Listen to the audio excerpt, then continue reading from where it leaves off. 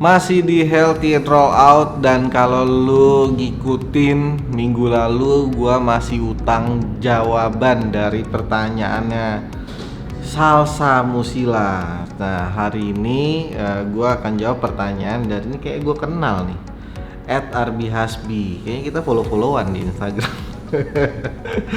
Pertanyaannya bisa mewakili pertanyaannya Salsa atau jadi contoh kasus dari pertanyaannya Salsa. Dia tanya, "Dok, izin tanya. Minggu lalu saya batuk agak lama sampai akhirnya di swab dan alhamdulillah hasilnya negatif. Yang saya mau tanyakan soal obat batuknya. Waktu pertama beli, batuknya justru semakin menjadi. Setelah itu baru periksa ke dokter. Sekalian cek COVID. Saya diberikan obat dan batuknya hilang dengan cepat. Kok bisa gitu ya?" Nah, ini contoh kasus dari pertanyaannya Salsa.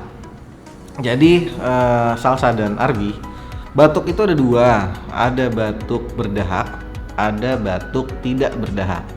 Nah, keduanya obatnya atau cara tata laksananya sangat berbeda. Kalau lu minum obat yang salah, justru akan makin nggak enak atau makin parah. Contoh, kalau kasusnya adalah batuk kering atau batuk tidak berdahak, maka yang harus kita berikan adalah obat-obatan buat menekan si saraf biar nggak batuk.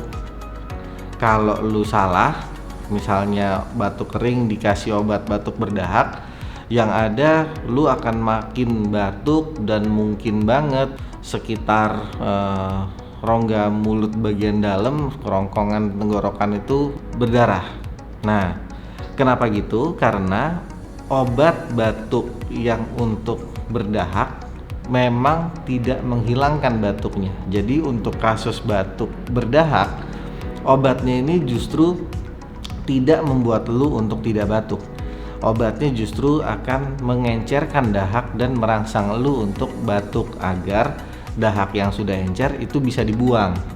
Kalau lu salah minum, batuk lu lagi batuk berdahak, kemudian lu minum obat-obatan yang untuk batuk kering, yang ada dahak lu akan semakin kental, lu jadi sesak untuk bernafas karena dahaknya akan semakin ngumpul dan sulit untuk dikeluarkan. Nah, contoh obatnya kayak gimana?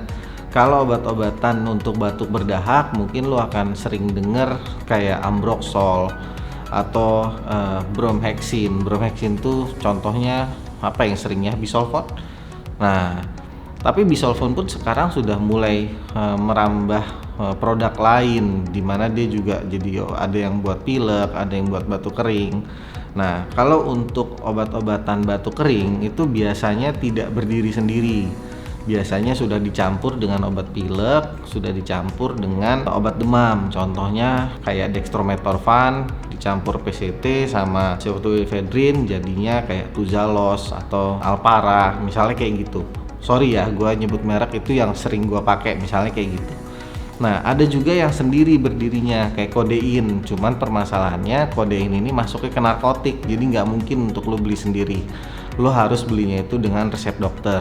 Nah, "Dok, gua nggak nemu obat yang sempet keucap sama lo." Nggak ada masalah.